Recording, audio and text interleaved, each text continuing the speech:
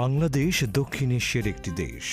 ১,৪৭,৫৭০ বর্গ কিলোমিটার আয়তনের এই দেশটিতে প্রায় ১৫ কোটি মানুষের বসবাস। বাংলাদেশের দক্ষিণে বঙ্গোপসাগর। বঙ্গোপসাগরের কোল ঘেঁষা বাংলাদেশের উপকূলরেখার মোট দৈর্ঘ্য ৭১০ কিলোমিটার।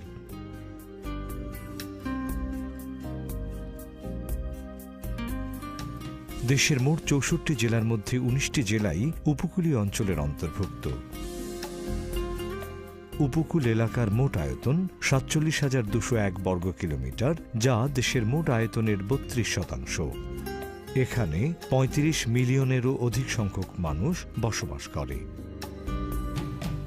উপকূলীয় অঞ্চল প্রাকৃতিক সম্পদের এক বিরাট আধার।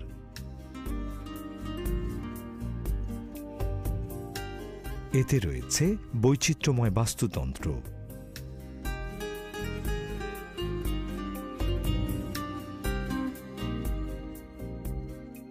এখানে রয়েছে বিশ্বের বৃহত্তম লোনা পানির বন, যা সুন্দরবন নামে পরিচিত। এছাড়া ঘূর্ণিঝড় ও জলোচ্ছ্বাসের সময় এটি প্রাকৃতিক বাঁধ হিসেবে কাজ করে।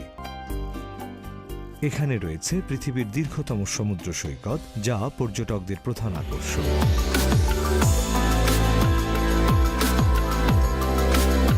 উন্নত দেশগুলো জীবাশ্ম জ্বালানি ব্যবহার করে তাদের অর্থনৈতিক উন্নয়ন ত্বরান্বিত করছে। ফলে বায়ুমণ্ডলে বাড়ছে গ্রিনহাউস গ্যাস, পরিবর্তিত হচ্ছে জলবায়ু।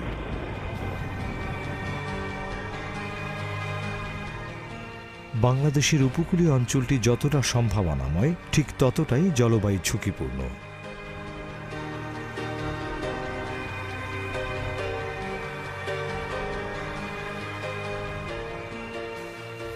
বঙ্গোপসাগরের উপকূল রেখা ফানেল আকৃতির। বাংলাদেশের অবস্থান ফানেলের শীর্ষে হওয়ায় বঙ্গোপসাগরে জন্ম নেয়া বড় বড় ঘূর্ণিঝড় এদেশের উপকূলীয় এলাকার দিকে ধেয়ে আসে।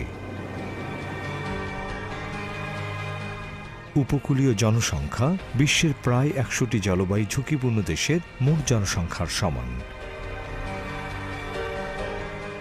সুতরাং এদেশের উপকূলীয় জলবায়ু ঝুঁকি ওই ১০০টি দেশের সামগ্রিক জলবায়ু ঝুঁকির সমপরিমাণ।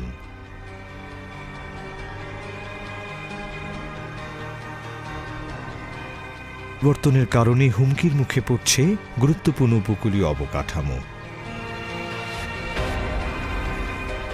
জলবায়ু পরিবর্তনের ফলে সাম্প্রতিক সময়ে ৩ থেকে ৪ নম্বর সংকেত দিন দিন বেড়ে চলেছে। পরিসংখ্যান অনুযায়ী গত ৭ বছরে ২২৪ বার ৩ নম্বর সংকেত দেয়া হয়েছে।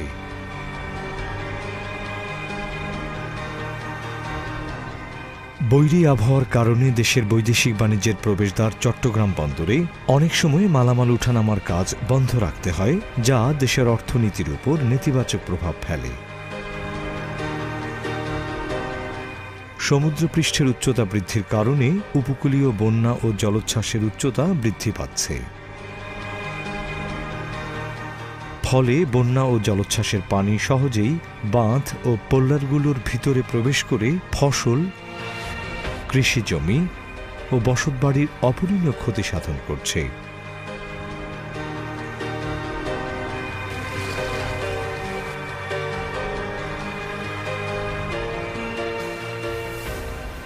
উপকূলীয় দ্বীপ ও চরের জীববৈচিত্র্য এখন হুমকির মুখে।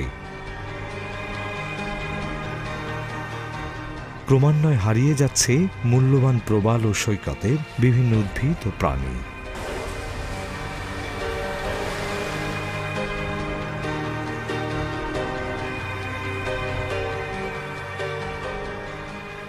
বাস্তুহারা ও জীবিকাহীন অসংখ্য মানুষ ঢাকা, চট্টগ্রাম সহ বড় বড় শহরে ভিড় জমাচ্ছে।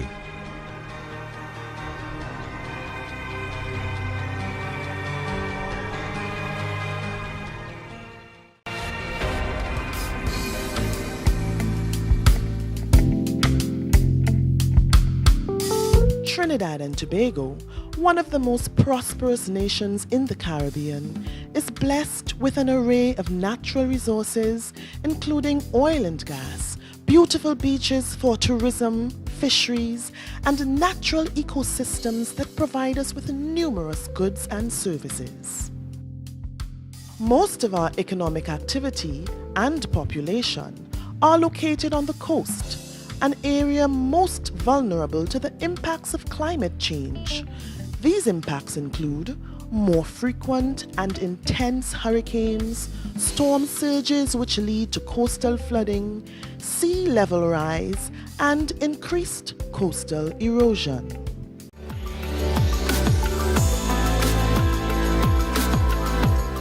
In April 2012, the government of Trinidad and Tobago appointed a steering committee to develop a national integrated coastal zone management policy framework, strategies, and action plan.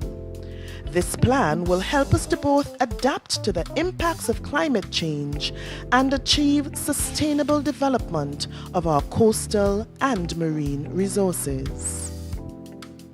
Integrated coastal zone management, what it attempts to do is to bring all the people who have a stake on the coast together to develop a policy and eventually a plan that would allow for us to continue doing the activities on the coast that provide us with a livelihood without compromising the ecosystems.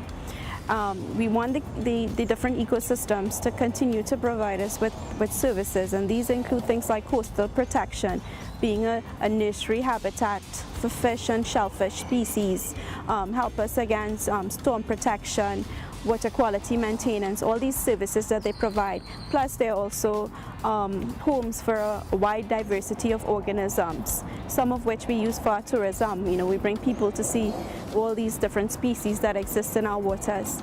So that's the intention, bringing all the stakeholders, whether it be the hoteliers, the business community, the private sector, the government communities, to come together to do a sort of integrated approach to management.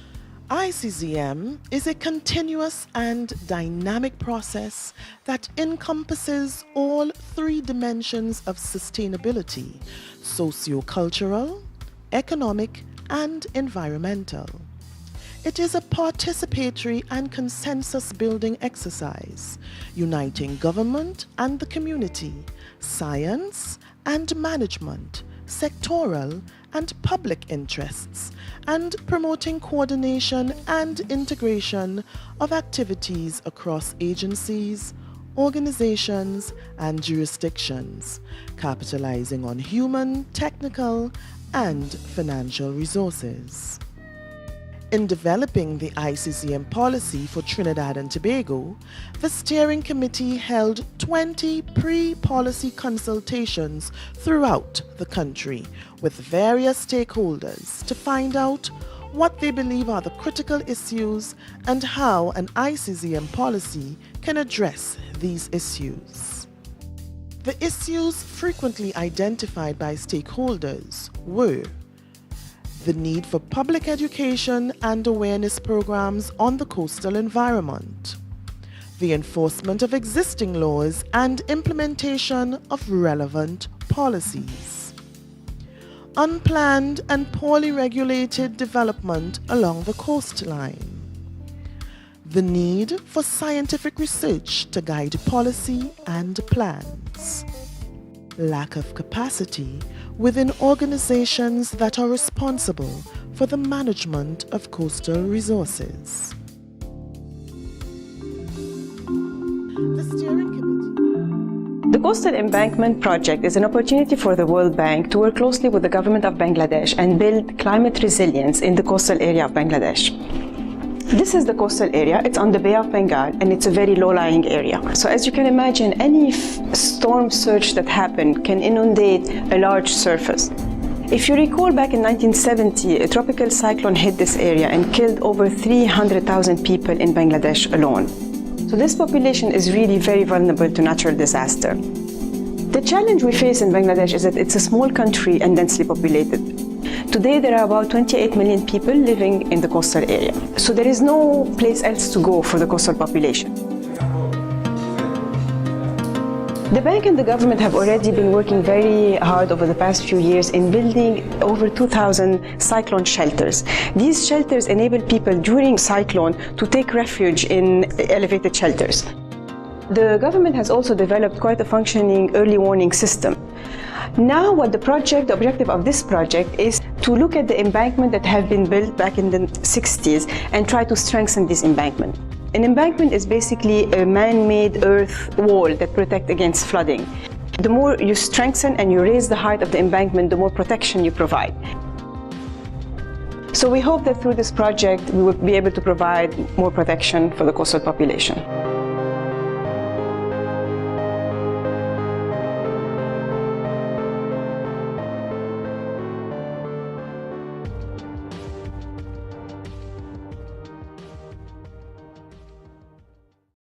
This is the southeast of Bangladesh. There are a lot of people here, working and living close to the ocean. Of course, they have to be protected, with concrete dikes, for example, but those are often too expensive. That's why, most of the time, earthen dikes are built. But when a big storm hits the coast, those dikes don't hold, and people have to rebuild everything. So how can we protect these people? Well, with eco-engineering. This means the coast is defended by working with natural processes. A small layer of empty shells, concrete, or debris is placed in front of the coast. Oyster larvae, floating through the water, attach to it and start to grow. This way, a reef is formed. Within months, sand starts building up behind it. Vegetation, like mangrove trees, are planted there and have the chance to grow. Now, when one of these big storms hits, the mangrove trees take the brunt of the blow, and the dike holds. Nice. Even better, animals like fish and crabs start living in the reef and mangroves, providing a source of food. That's how eco-engineering contributes to secure livelihoods in Bangladesh. Visit our website to find out if this solution fits your country.